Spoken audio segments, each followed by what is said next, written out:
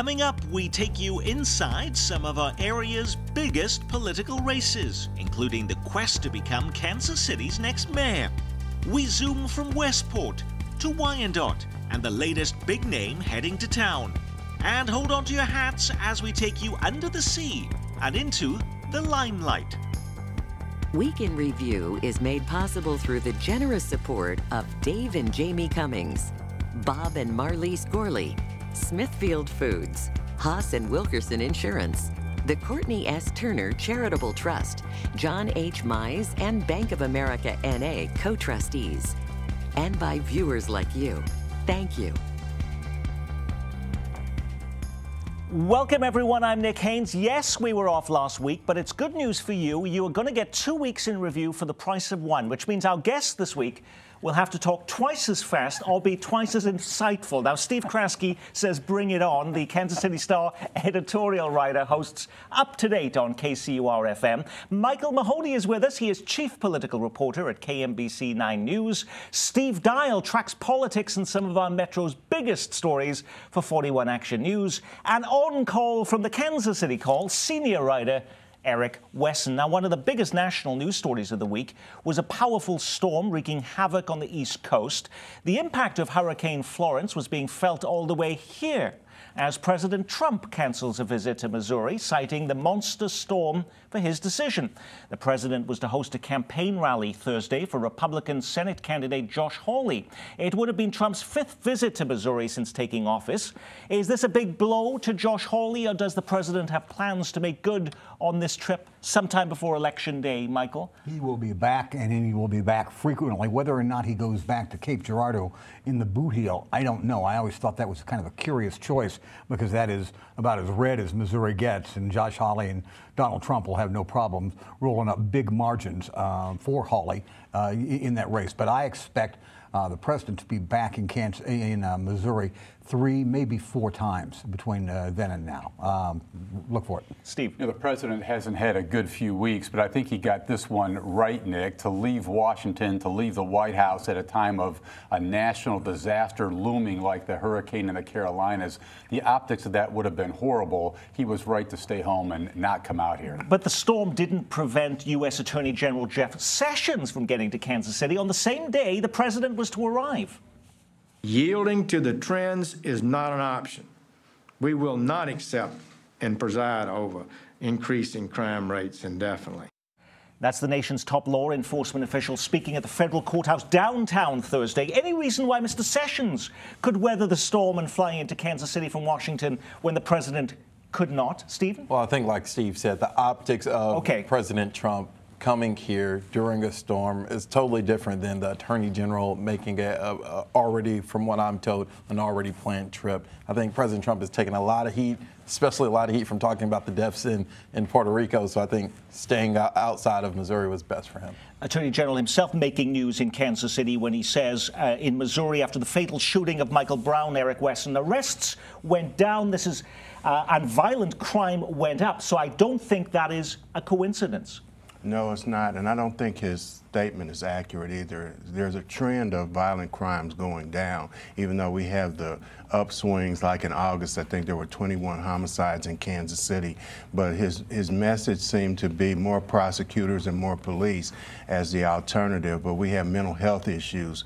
We have too many guns on the street. I don't know if you can law enforce your way out of those positions, and we have a subculture that just doesn't care. What did we learn from the Attorney General's visit this week, Steve? Well, Eric Wesson just used a word that the Attorney General of the United States did not, Nick, and that's guns. He didn't talk about guns, the proliferation of handguns inside a city like Kansas City, Missouri. He came to a town where the mayor has been railing for years now about the need to do something about the number of handguns in this community, to get rid of them, to find a way forward on gun control inside of city limits. The Attorney General didn't mention that at all. But his push was to be far more supportive of law enforcement, and that's a key part of solving violent crime too, Stephen. It's a key part, and I know we're going to touch on this a bit later in the mayoral forum. You know, when we talked about crime, you know, there's so many answers. People talk about more officers on the street. The city council has been spending money to put more officers on the street, but it's also relationships in these communities. If the people growing up generously are not going to trust the police and there's no connection, then we're always going to still have this problem. Now, how much stock do you place in opinion polls? A new survey shows shrinking support for the president, but his approval rating is actually higher than that of Missouri Senator Claire McCaskill, at least according to a new poll from Morning Consult, which ranks McCaskill the most unpopular senator up for re-election. The poll showed McCaskill with a 38% approval rating, the same poll ranking Trump's national approval 4 points higher. Now, something here, though, doesn't seem to be completely adding up. A Fox News poll released this week, Michael Mahoney, now shows McCaskill with a 3-point lead over her opponent, Josh Hawley. If she's so unpopular, how can she be beating her Republican opponent in an overwhelmingly Republican state? Well, a couple of things. Number one, it's the old cliche, polls are snapshots. They are not results. And depending on how this poll was conducted, who they talked to, how it was weighted, you can get a variety of different results. There is an NBC Marist poll out that was from last week that has it a 47, 5% undecided. I like to say that number seems to have the stink of truth about it to me. That I mean, when I talk to voters and that sort of thing, that's where that feels right. It's interesting to note, though, however, in a state where President Trump remains very popular, certainly his numbers are down from 2016. One of the big questions this week, though, is will she or won't she? And we're talking about the Supreme Court nominee. Will she choose to vote for the new Supreme Court nominee to be on the nation's highest court bench? Steve Kraske, any word on that, and why is she taking so long to make a decision? She was at the University of Missouri, Kansas City this week, and lots of questions were aimed at her about just that question, Nick. She's not answering yet. She says she's still going through, in a personal way, she's sitting down in Washington going through email documents, other documents related to the nominee that she wants to look at before making up her mind. Listen, the betting line here, I don't know what she's going to do, but the betting line is she will vote no. And that's because her liberal constituency out across the state of Missouri will insist that she vote no going forward here. We'll see if that turns out to be the case or not. I'm betting that's probably what she does. And the other thing, Steve, that we both saw at that McCaskill event was she seems resigned to the fact that wherever she goes on this, for Kavanaugh or against it, she's going to catch political hell from the other side. And she knows that off the bat. She said, you know, maybe I can get those folks the next time around if I explain my vote. She seems to be resigned to the fact that it's a no-win situation for her. By the way, KCPT is joining with our sister station in St. Louis to bring you the Missouri U.S. Senate debate. Make mental note, it is Thursday, October 18th at 7 p.m. PBS's NewsHour host Judy Woodruff will fly in to moderate. And I do know the KMBC 9 News is also working on a debate right here in Kansas City. Michael? We're trying. Getting these debates down becomes increasingly difficult every year for a variety of different reasons. But there are a number of news organizations that are trying to put these together. The first joint appearance between McCaskill and Hawley took place on Friday afternoon over in St. Louis at the Missouri Press Association. Traditionally, those are not very stirring debates, but I think during the governor's race a couple of years ago, Steve, the only debate that actually happened between Greitens and Koster was the Missouri Press Association down in Branson. So we'll see. Hopefully there will be more than one.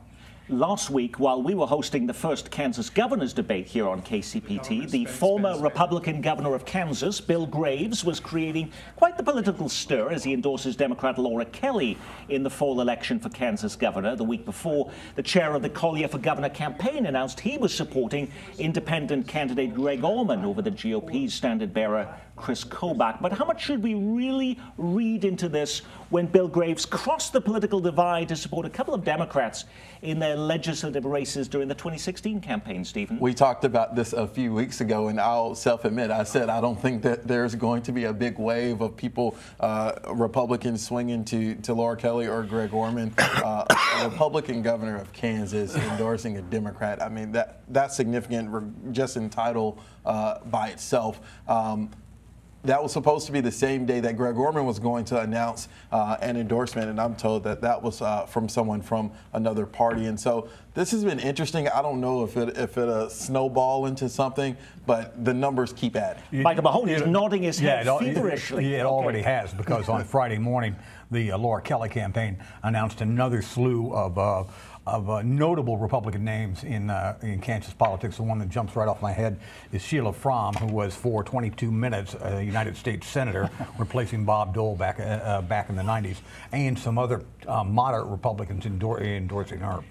We've had two governors' debates now under our belts in Kansas. Are we any the wiser? Have we learned anything new about these candidates or the nature of this campaign because of these debates, Steve? Well, we've learned that Laura Kelly can step it up and show a little enthusiasm, show a little leg. She needed to do that. I think we've learned that Greg Orman is still struggling to differentiate himself as the independent in this race. And where is he really different than the other candidates here, Nick?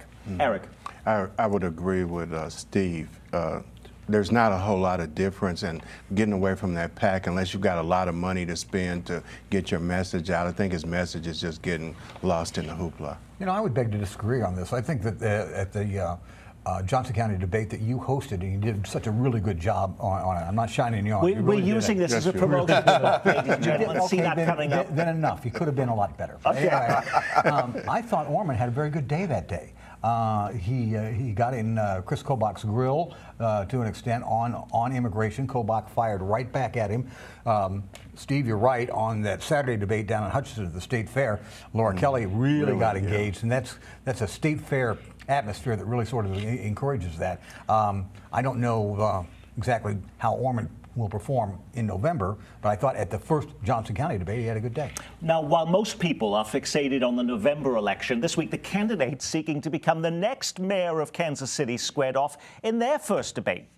Do you believe in investing in the growth of the city or merely maintaining what you've got? Whether something is a good investment or bad investment really depends on what comes back to the people. We have to stop using these tax incentive programs in neighborhoods that are already successful. People don't live issues one at a time. They live life. There are a lot of people that say police aren't part of the answer. I think they are. We need to create those opportunities and jobs that provide outlets for people. So we need mental health for the children of homicide kids because it's a generational thing. The Northland group Forward Kansas City hosted 9 of the mayoral wannabes. If it seems remarkably early to be deciding who should succeed Sly James as mayor, you're not wrong. Candidates have until January 8th to file for the office. The primary election isn't until April, and the general election next June. So you were there, Stephen. Why now? Well, while it's a lot of months away, I think the voters of Kansas City probably really appreciate that, because with such a crowded field, at least you can start to hear some things that you would want to hear. But couldn't a lot of these candidates be out of the race by the time the filing deadline happens in January? And even an amazing new candidate come forward by January 8th when the filing deadline comes about, Eric? Well, there are other people that have talked to me that said they're getting into the race. The general is one of them, and I didn't see Clay Chastain's name mentioned in any Thank you of that. for doing so. That will save me a call this week, yes. But I think it is early. And just watching the video of the people that were in there, a lot of them didn't have a platform. They just gave kind of canned answers on what they felt that people were going to want to hear. But I think the breakaway is going to be their ability to raise money, or their inability to raise money in some of those cases, and the black candidates splitting up the 3rd and the 5th district vote and being able to come outside of those districts, as we said last time, and be able to get voters to listen to their message. Steve Kraske, you wrote a column this week saying if you thought Jason Kander was the front runner in this race, he's got this thing locked up. Think again, right? That's right. I think he's still the front runner. He's the guy to beat. But what this forum demonstrated to me, Nick, is this is a pretty darn good field, and voters should be thrilled to have a series of quality candidates like this. I didn't see a Mark Funkhauser in the group, and if you think that they're going to give this race to Jason Kander and he's going to waltz into the mayor's office next year, think again, because these folks are thoughtful. A number of them are raising some serious money, and this is going to be a race. Now I'm concerned. So there's nobody with character and integrity like Mark Funkhauser in this race? All righty. Michael, I see I'm balancing all sides here, ladies and gentlemen. I think most Kansas City voters would have been hard-pressed to identify 3 of those candidates. And it's just the way it goes. Yeah, it's a decent-looking field, but in 3 months from now, not going to be 9 or 10 people sitting at the table. It's going to be a lot less than that. And there's a lot of tough issues to decide in Kansas City. Kansas City, Missouri officials this week getting serious about finding a fix to a pesky problem, the affordable housing crunch. This week, the city's first ever long-range housing plan is released. It features a $75 million fund to help seed the rehab and building of 5,000 more affordable homes and apartments by the end of 2023. This comes on top of a new ordinance requiring rental inspections in Kansas City. How is this latest plan being viewed, Eric? Well, what is affordable housing? And it depends on where you live and, you know, people in the urban core, what they deem as affordable housing, people in the urban core is not affordable housing. So I think that we have to really take a serious look at what is affordable housing. I think it comes on the heels of the ordinance that was passed for people that have rental property, but I think people understand in the urban core that they need affordable housing, and I just don't know where they're going to get that definition from. Were there pats on the back, amens on the plan being released this week at City Hall, Michael? No, I don't think so at all. Number one, this is a very noteworthy goal. The $75 million that you mentioned, they don't know where that money is going to come from. Quentin Lucas is talking about maybe a tax on big online purchases by businesses for $15 million of it. Still a long way to go. And excuse me, at that hearing, there were lots of landlords, especially small landlords, that were really pushing back on the city, saying, look, you know, before you go ahead with this affordable housing program, which they think is good, we need to get City Hall off our backs because they don't like the healthy housing legislation that was passed. But they're also concerned that this would also provide more tenant rights in this new housing plan, Steve. Yes, and landlords are going to have to start sort of get used to a new reality here, Nick, because the pendulum is shifting here in terms of what this city wants in terms of affordable housing. I think you take your victories where you can get them, Nick, that the fact that City Hall is focused like a laser beam on this issue, and to Eric's point, this is where a lot of people live, so to speak. This is a really critical issue to so many folks in Kansas City. Well, we're looking at it now, taking a hard look, and there's a plan on the table. That's not half bad. After several misstarts, metal detectors are now in place in Westport. For the first time last weekend, revelers had to empty their pockets and go through metal detectors to gain access to the bar and entertainment district. Also now in effect, a long list of banned items. How about 19 pages long, prohibiting everything from glow sticks, stuffed animals, violins, and wizard wands. What was the verdict, Stephen Dial, on how these new security procedures worked? Well, I was in Westport working the night that they actually went out. We thought they were going to be out on you were Friday. Working? Okay, not just reveling. All righty. I was not reveling, and I did not bring anything on that banned list. I think a lot of people were making fun of the list. The list seems a bit aggressive. The real concern is, will the metal detectors decrease the crime problem in Westport? People, you know, really trying to finally say that there is a crime problem in Westport. I was talking to some people, and they said if a person wants to bring a gun, they're going to get a gun in regardless. Maybe the metal detector help. We'll see. Eric, originally there was concerns about the arbitrary nature of how these policies and procedures would take place in securing Westport. What was the reaction for you at the Kansas City Call newspaper?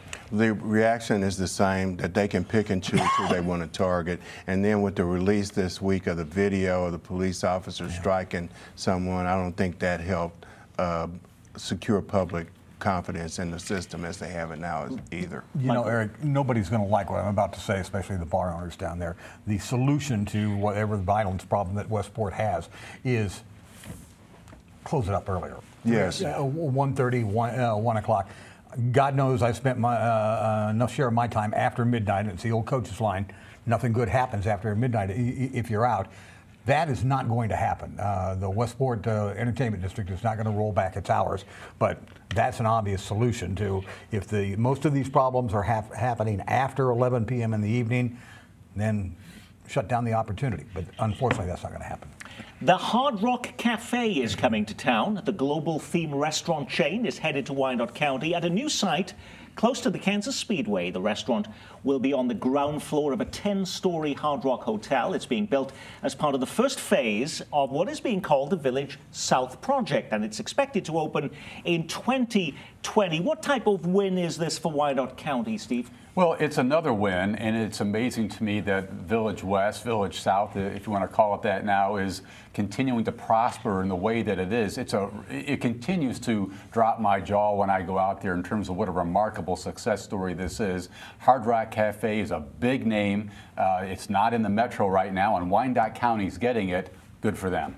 Now, so we have a Hard Rock Cafe. For a long time, we craved a Trader Joe's, an IKEA, and a Shake Shack. That's here now, too. We've got them all, haven't we? So what does Kansas City still need that it doesn't already have, Stephen Dial? Well, from this just being a little biased, I mean, basketball team, that'd be great. I'm just saying. Amen. Bring the Kings back, right? Eric. It needs vision. And those things are great, surface things, but underneath there, we still have a mental health problem. We still got this gun issue. And if I can, I was reading one of the statements of probable cause for one of the homicides that had taken place, and a guy said he went downstairs, got the gun from behind the washer and dryer, and came out and started shooting. That's just easy access to guns and the mentality that's in some people's mind. We need that. We need mental health. Steve. You know what we need, Nick, in this town? I'm going to show my age here. We need a really terrific bookstore, like the Boulder bookstore out in Colorado. We've got some nice boutique bookstores. There's a new one in the River Market. Rainy Day Books is nice in Fairway. I want to see just a kick-butt bookstore that would just... So I don't want to get complaints from Rainy Day Books on this program. So, but you say they're good. You need something bigger. Michael. I'm with Eric on this. I think what we need is a workable, honest-to-God solution to violent crime. The rest of this stuff, basketball team, bookstores, great. It's all bells and whistles. That was the question. Yeah, I know. But we had to go deeper than that. But a workable solution, a permanent solution to the violent crime problem is got to be achieved, or this town will not grow as much as it can. Well, we asked our Facebook and Twitter followers to tell us what Kansas City is missing. Here's what you said. Eileen thinks we need another burger place.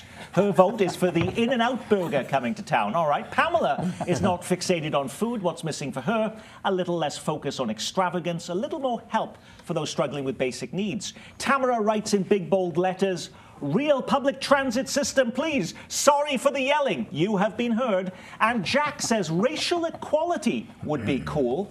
So I thought that was part of the mayor's new initiative to have racial equality and equity in this community.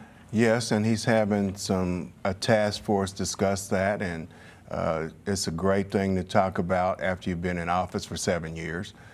So where do we go with it from there? What's going to be the next mayor's vision for that? For a long time, Kansas Cityans have said the thing that they wanted most in our city is actually a world-class aquarium. In fact, there are news articles I found dating back 22 years chronicling the city's quest for an underwater paradise. Yes, we have the Sea Life Center at Crown Center, but is our metro's dreams for a destination aquarium with underwater tunnels allowing you to go face-to-face with everything from sharks to jellyfish about to become a reality? The Kansas City Zoo hopes so. They've unveiled plans for a $75 million saltwater aquarium to open by late 2021 or early 2022. It would be paid for through private donations and money from an existing zoo sales tax. But the city is being asked to contribute too. But why is there a fuss about City Hall kicking in $7 million in public money to make this project a reality? Well, Stephen? Sorry.